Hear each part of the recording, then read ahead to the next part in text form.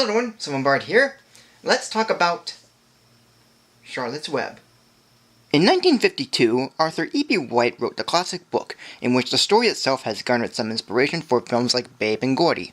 But they are all very different movies despite having a similar premise. But the one version of the book most people remember is the animated musical from 1972 by Hanna-Barbara. Yet I'm surprised many people forget the 2006 live-action version of the book, and it definitely needs more attention. And I was originally going to do a compare and contrast of this and the animated original, but I really didn't have much to say with the original, and I made one win more than the other. But I still like to go over both movies just to show what works and what doesn't, so we'll just do that. Let's start off with the characters, mostly the main ones, beginning with Wilbur, voiced by Henry Gibson in the original. Now I do find myself enjoying the live-action version more because Wilbur is more like a kid, and even voiced by a kid. He's playful, curious, always willing to have a friend, and is pretty likable. And this works more when he has the emotional moments, sometimes with Charlotte. Where in the animated one, he doesn't have the same impact. Sure, he's likable and sounds fun, but he clearly sounds like an adult, which is pretty distracting, even when he's a small pig. And I don't get as invested in this version when he gets emotional or is playful, again sounding more adult. So the live-action version's for me. Charlotte, voiced by the late Debbie Reynolds in the original, looks pretty cute and simple in the animated film than in the live-action film, who's like a real spider and is sweet. Though the original is pretty friendly, so I give the animated film a point for its use of Charlotte, even though I think the live-action version is fine. Fern in the original is okay, but he doesn't have a lot of scenes, and his scenes with her friend Henry seems pretty pointless. Yet Fern in the live-action version has more scenes involving her, and the stuff with Henry is even more pointless. But taking him out of the equation, Fern in the live-action take is more interesting than the animated one. Templeton in both versions are similar in character, but I go with the live-action again simply because he's more stubborn than the animated one. And all the rest of the characters are just okay, yet again, the live-action's better because of the actors they got for them, and they work out well. But characters are one thing. How about the moments, especially when compared to the book? Well, when it comes to adaptation, the original is more close to the book with the scenes they have. The egg breaks under the trough, Zuckerman winning $25 at the fair for the pig, Templeton getting words like crunchy, or Charlotte giving a definition of humble, and so on. But the live-action version made a few changes and additions from the book, which in my opinion works perfectly fine. The egg breaks onto Templeton, of course, releasing the smell, but it's so foul that it reaches the crows outside the barn. Speaking of which, the crows, to my knowledge anyway, weren't in the book, but they do make for a nice foil for Templeton.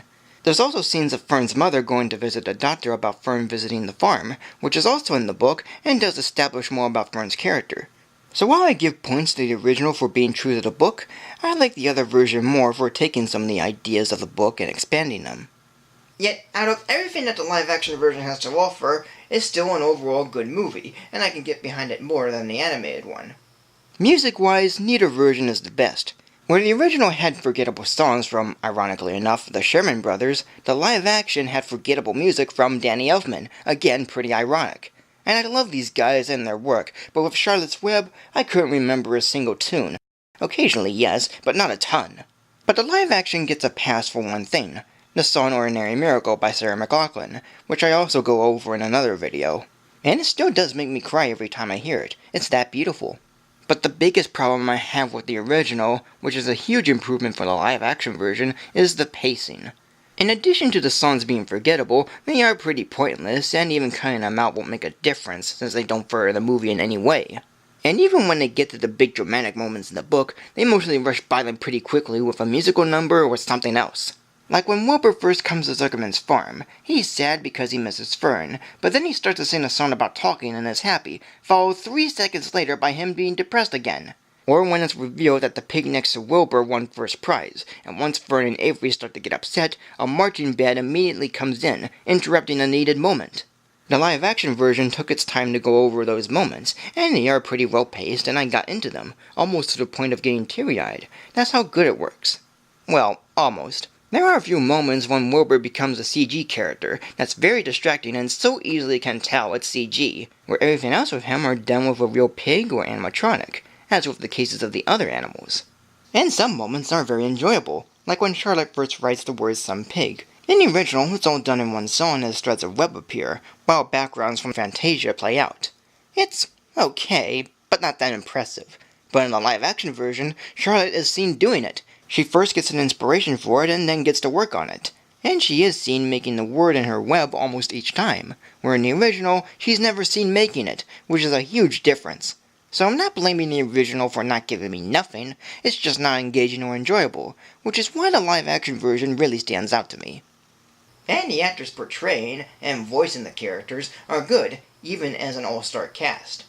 Dakota Fanning plays Fern, Kevin Anderson plays Mr. Arable, Essie Davis plays Mrs. Arable, Louis Corbett plays Avery, Gary Bassarabi plays Homer Zuckerman, Chopin Fallon Hogan plays Edith Zuckerman, Beau Bridges plays Dr. Dorian, Julia Roberts voices Charlotte, Steve Buscemi voices Templeton, John Cleese voices Samuel, Oprah Winfrey voices Gussie, Cedric the Entertainer voices Golly, Kathy Bates voices Bitsy, Reba McEntire voices Betsy, Robert Redford voices Ike, Thomas Hayden Church voices Brooks, Adrian Benjamin voices Ewan, Abraham Ben Ruby voices Uncle, Dominic Scott Key voices Wilbur, and the late Sam Shepard voices the narrator. As a whole, this movie is pretty well done. The characters are good, the story is nicely done, and the effects are pretty fine. Director Gary Whitnick has done a great job of adapting E.B. White's classic book by having an all-star cast, a pretty well-paced narrative, and small changes and additions from the book that do fit rather nicely. And while people do like the original Hanna-Barbera animated version, I myself don't get into it due to its inconsistent pace, forgettable songs, and lackluster characters, even though it follows the book very well. This one, on the other hand, I enjoy a lot more. And if I never read the book and had to judge these two on their own, I still prefer the live-action version. Sure, there are a couple of problems here and there and are a bit distracting, they're pretty much minor for my taste. So overall, this version of Charlotte's Web is a wonderful film.